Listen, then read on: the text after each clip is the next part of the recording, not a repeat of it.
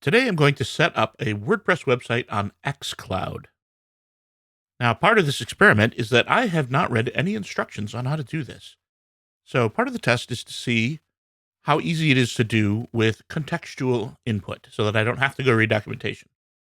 That said, having to read documentation is a perfectly reasonable request. So I'm not going to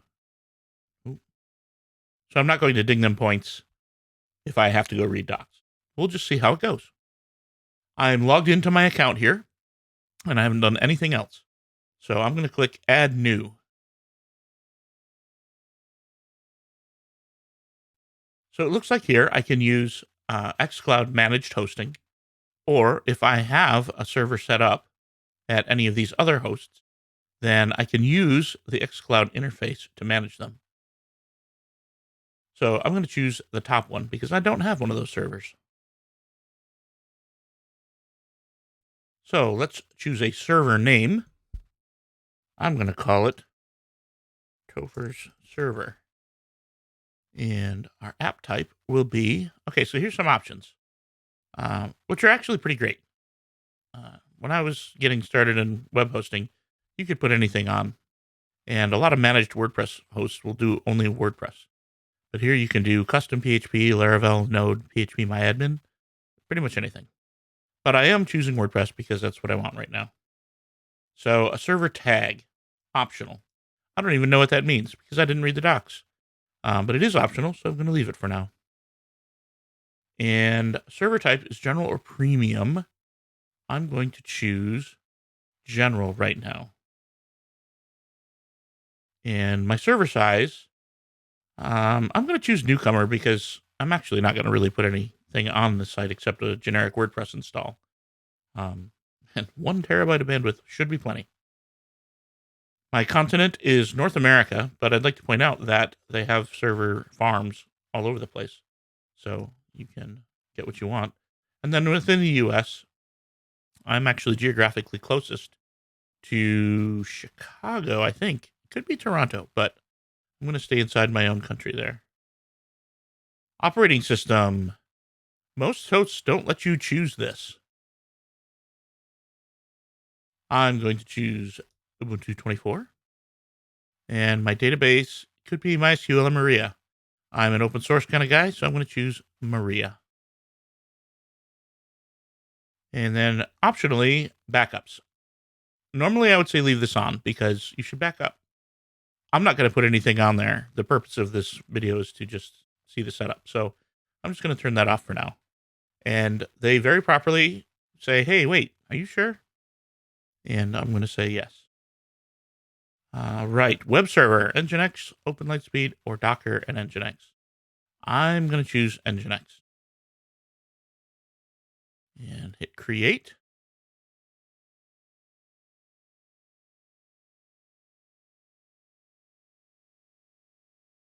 And nothing happened. So there's an error at the top.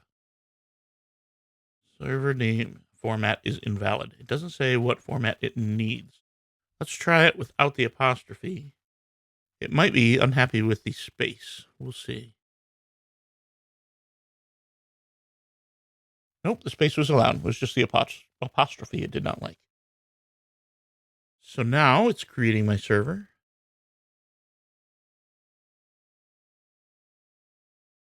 And it says here it might take around 10 to 15 minutes.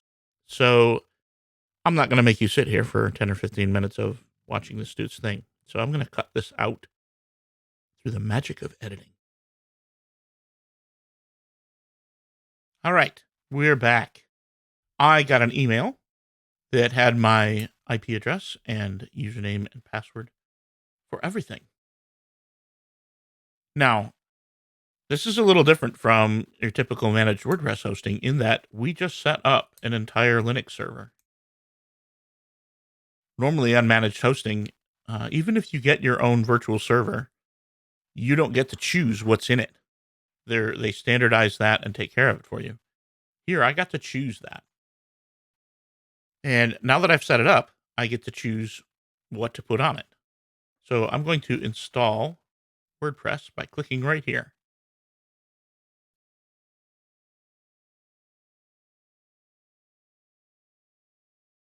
So my site title will be Topher's site on X.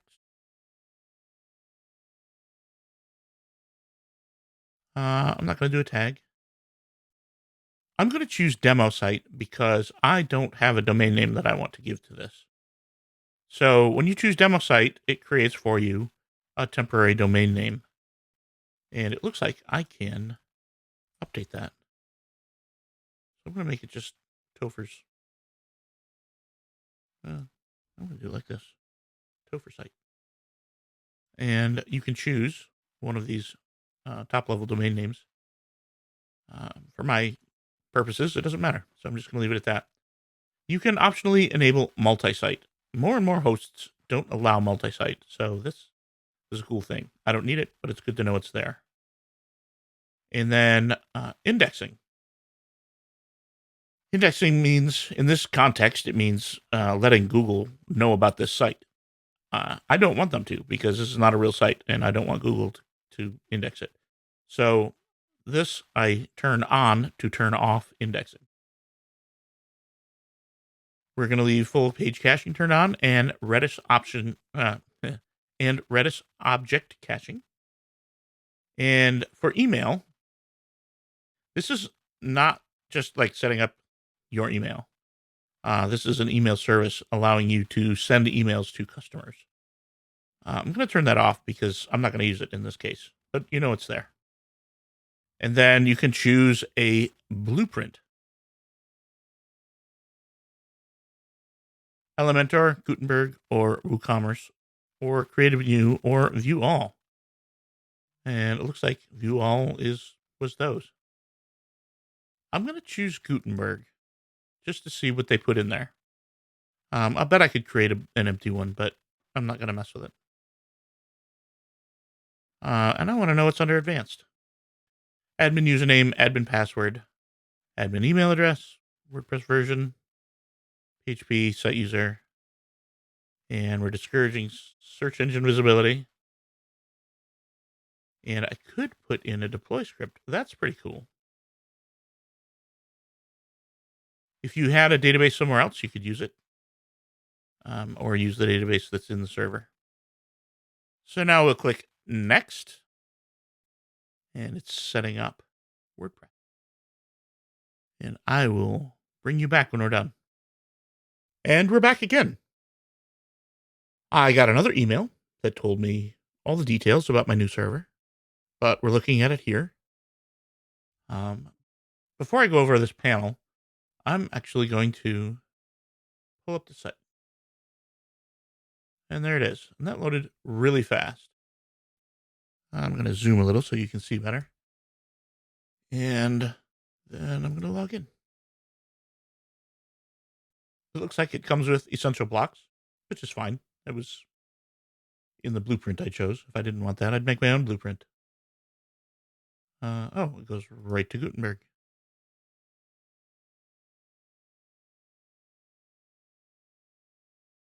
All right, so let's go back to the admin panel here. So here's my IP address, all my site information. Page cache is on, SSL is working. Basic auth is a cool option. It uses your web server's authentication system, and it is super duper hard to break into. You wouldn't want to have it on for normal usage, but if you're just setting up things and you don't want anybody to see it, that's a great way. Backups are off. I turned them off. Updates, it says there are none. I'll betcha. Yeah, it's just a list. Oh, but this is a list of what they installed.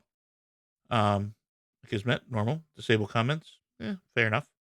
Again, this was a blueprint. I don't know what Nginx Helper is. I should read about that. That looks cool. Themes, the 20s. Excellent. Go back here.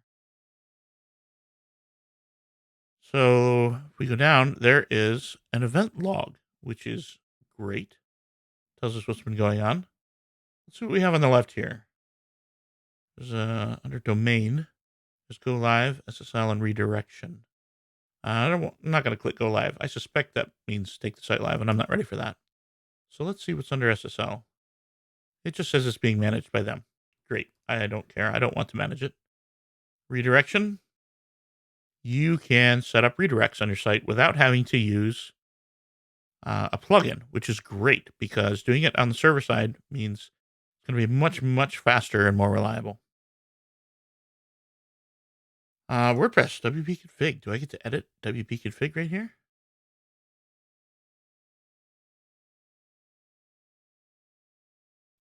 I do. And I'm going to cut out the password there. But that's cool that I can edit WP config in the panel here. There's the updates section caching. Let's see what's here. You can set, we're using fast CGI, which is great. I approve. It's better than a plugin. I mean, the plugins are good. All of these are excellent plugins, but doing it on the server side is going to be a lot faster. Let's see what's under advanced. Okay, exclusions, great. Cookie rules, again, great. So far, I'm really impressed. This is good stuff. Redis object cache is great, doing its thing. Object cache pro.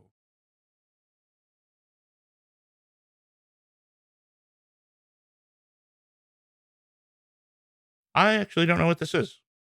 It looks good, but I don't know how to use it, so I'm going to leave it turned off. And then Cloudflare Edge Cache, which is another option. Oh, that's good to know. All right. Email config, mail delivery.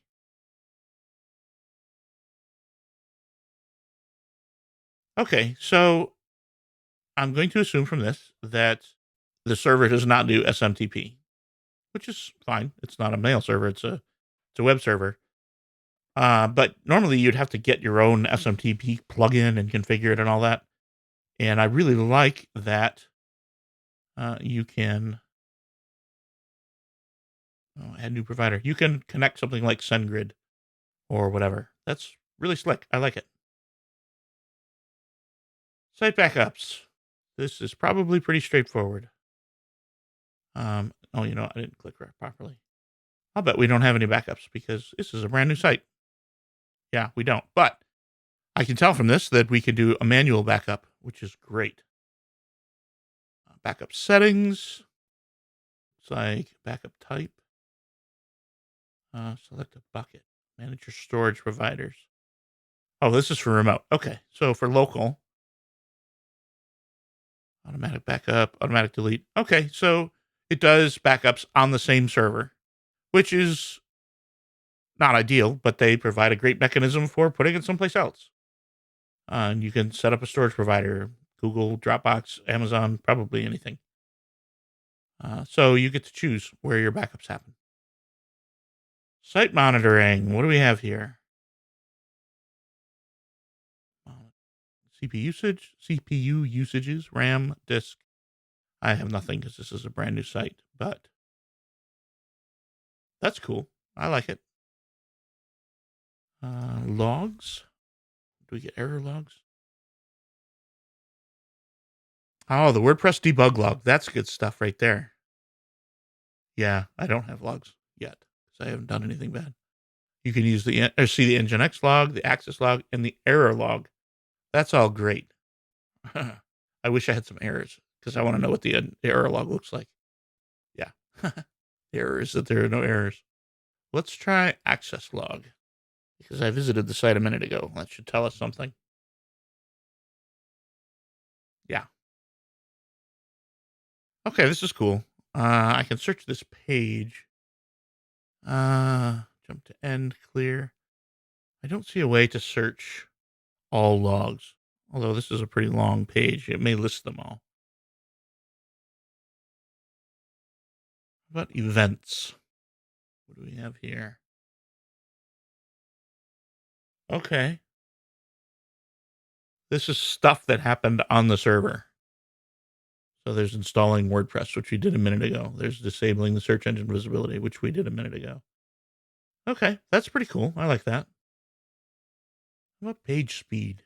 What are they using? Oh, no page speed insights. They probably use page speed insights and, well, he'll analyze, but we don't really have good data. should be blazing fast because this is not a heavy website. All right, I'm going to leave this and come back to it, and I bet it'll be there. Access data, SSH. I love SSH, and I love that I can do it with an SSH key. That's amazing.